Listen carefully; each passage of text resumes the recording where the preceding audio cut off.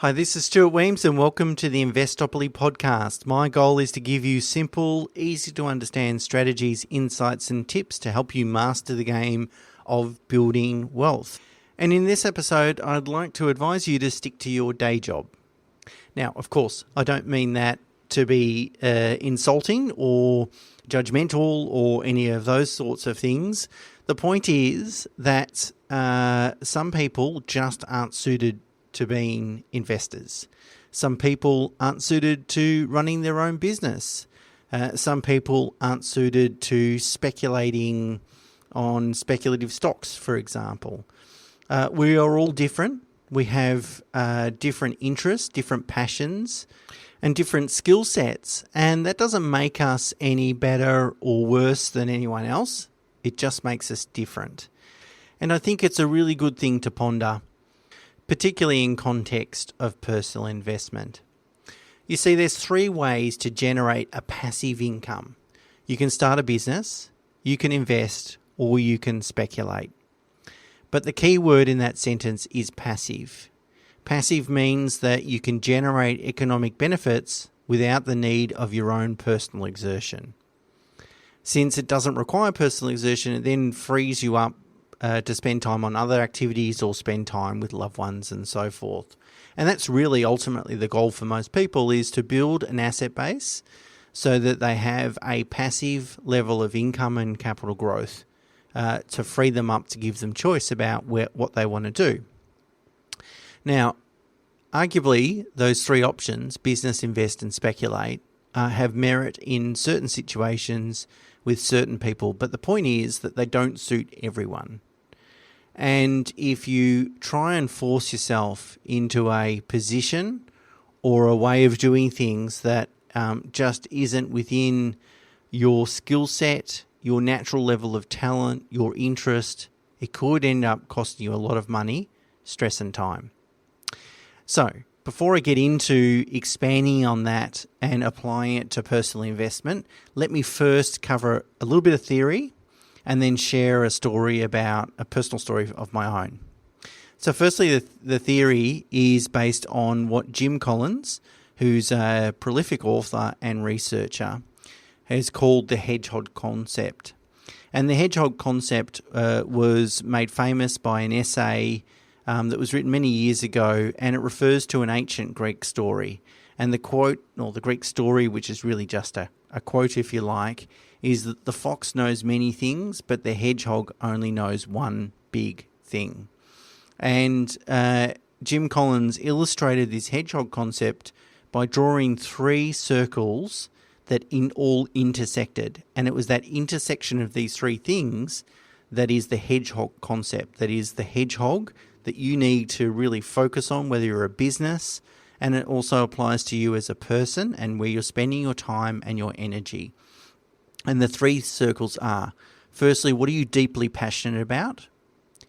Secondly, what can you be the best in the world at?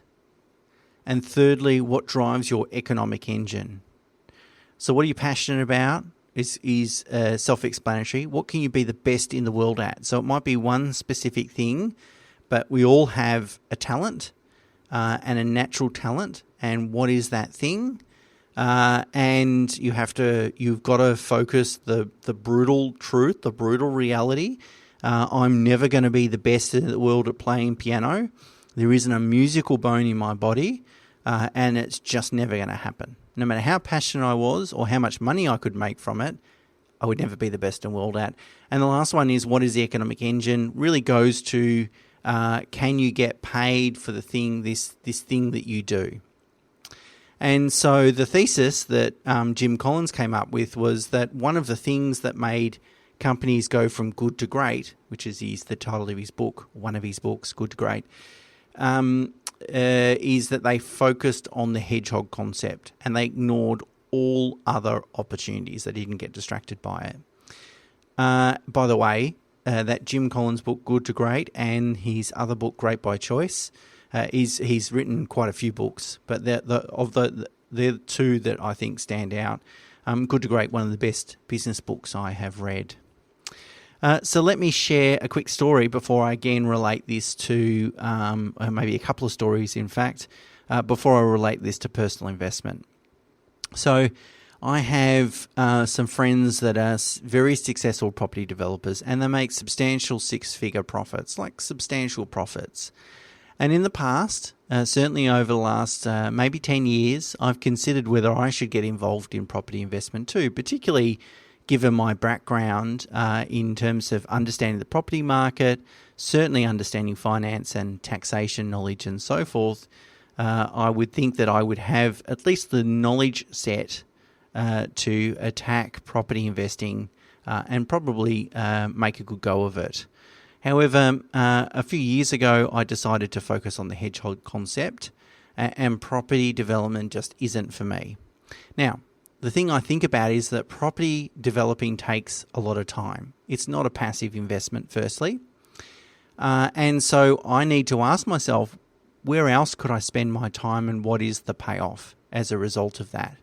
Now, of course, I could dedicate 100 hours towards undertaking and completing a property development, and that would generate a once-off profit, hopefully a once-off profit. Okay, so that's option one. Option two is I could dedicate that 100 hours and just think about ideas that are going to help my client, or clients, I should say, build wealth. And really, even if I just dedicated 1 or 2 hours to doing something like that, one idea could create a lot of value for my clients and for myself. Obviously, for the clients, it's obvious. If I've got an idea to help them build wealth, there's obviously some value in that. But also it's going to create value for me because, firstly, that client's going to be stickier. They're going to continue to utilise my services and the services of my business for a lot longer. Plus, also, they're going to refer people. So one drives short-term profit, that is property development. The other one, to my mind, drives long-term value. So that's the economic engine part of it. The other two parts is that I'm not passionate about property investing. And maybe I could be the best in the world at it, but I'm not sure I could because I'm not passionate about it. Whereas I'm deeply passionate about delivering the best independent financial advice I can. And I'm good at it. I believe I'm good at it. I hope that doesn't sound egotistical, but I am good at it. I think accumulating a lot of very happy, ongoing clients is going to deliver reasonable economic returns. And that's my hedgehog, and that's what I'm sticking to. So rather than getting distracted, and it's ultimately helped me build my personal wealth by doing that, by having that focus. Look, one of my mentors, who has operated a successful business for more than 50 years and has built significant personal wealth, has said to me, Stuart, every time I've done something that's outside of my core business, it's cost me in terms of time and money. He's done the property development thing, by the way, in the 80s and 90s, and didn't work out for him. He's much better off to spend the time on his hedgehog because that's what's going to deliver the profits and returns. Just as a sidebar, as an adjunct to that story, it's true for medicos as well. So we have a lot of medico clients, and the banks love lending to medicos, which are doctors and so forth, anyone in the medical sphere. They love lending to medicos because mortgage default rates, so that's the people that don't make the repayments on time and go into default, it's very, very low, nearly half or less than half of average default rates across, the broader population. So they're very profitable clients because their loans don't go bad. But it's widely known in banking circles that if you lend to a doctor for home and investment purposes, it's perfectly fine. The default rate will be low. But as soon as you lend to a doctor for any other purpose, like property development or buying an unrelated business, default rates are terrible. And there's a deep amount of statistics in this, so it's not anecdotal in terms of evidence.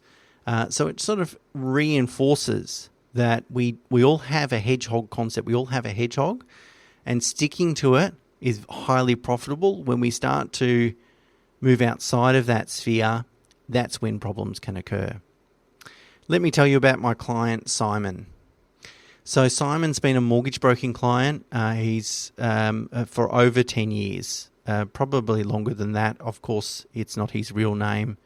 It's a made-up name, but not a made-up person. Over this period, Simon has taken or tried to take many shortcuts to building wealth.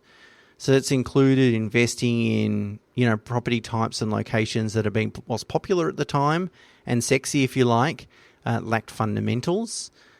He's tried to build other income streams outside personal exertion, in small little businesses and so forth. And none of these activities have actually helped him build wealth over the long run, and some of them have been absolute financial disasters.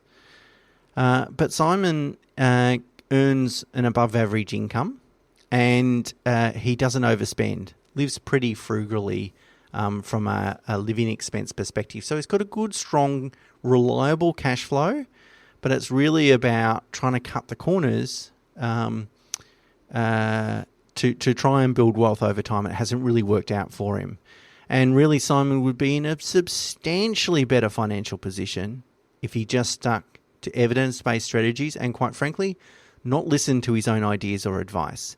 In fact, if he just listened to common sense, evidence-based, honest, independent financial advice and just blindly followed it and shut out all the noise in his head, he would be in a substantially better financial position today. It's funny though, it's not funny, it's ironic that mistakes compound as well. So quite often, someone will make a financial mistake, they will lose money, and then they will try and brainstorm all the ideas that they could possibly implement to mitigate this one mistake. I lost $100,000. What can I do to gain that $100,000 back? It just promotes a whole bunch of short-term thinking that's not really ever going to build long-term value. And it invites people to make one bad decision after another. You're much better off just in that situation, go, okay, I made a financial mistake. The best thing I can do is start making good quality financial decisions and resist the temptation to divert, to get distracted by shiny objects and so forth. And that's why this blog is titled Stick to Your Day Job, because what you need to understand is you've got to find your hedgehog concept. And then you're much better off to stick to that and dedicate all your time to that and outsource the rest. And if that includes investing, outsource it. I'm not saying outsource the responsibility. That's your responsibility. It's your money. You can't do that. But in terms of understanding whether you're going to be a great investor, that's what I'm really talking about. There's a proverb that says a little knowledge is dangerous. Well, I think it should be rewritten if it's going to apply to investing. And the proverb should be anything short of complete knowledge is dangerous. Because I've got some clients that are actually quite financially astute. They understand most things, but they're just missing the last 5 or 10% of knowledge and or experience, by the way. Could have all the knowledge in the world, but no experience. I'd argue it's worth a lot less. You need both. But that last 5 to 10% can be critical often. And it's the difference between being completely wrong or being completely right. So the fact is that some people will never be great investors. It just is how it just is. Some people will never be successful entrepreneurs. That's okay too. It doesn't make them bad people or lesser people. It just makes us all different. So you must find what you're good at and then, as I said, delegate all the other things. The hedgehog concept applies perfectly well to personal investment. And really it goes to or invites you to ask 2 questions.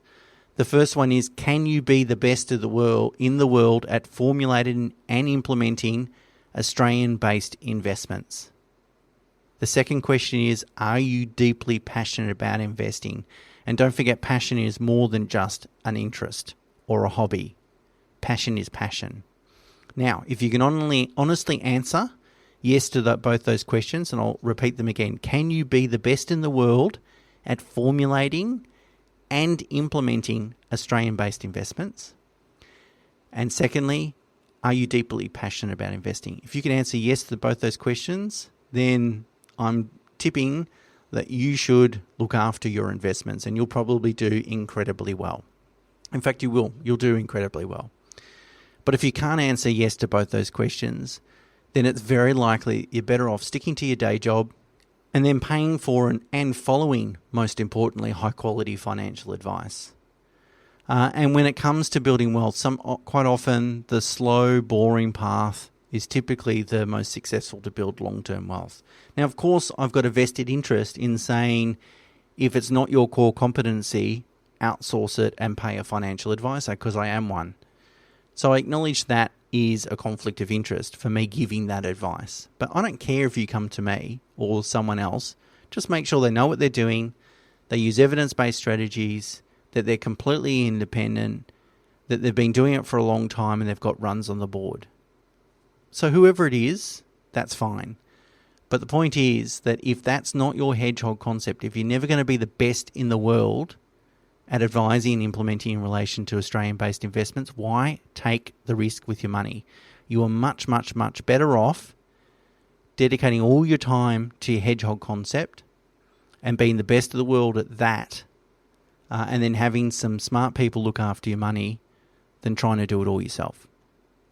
Anyway, I wanted to share that story because mostly it's something that I see relatively regularly, where people that are never going to be good investors either fool themselves that they are and try and get involved and make decisions and take, a really good strategy and add their pinch of 5%, which ultimately ruins the strategy anyway, or muddle through it. And there's just no need to do it. And the cost associated with doing that can be significant. Okay, that's it for me this week. Until next week, bye for now.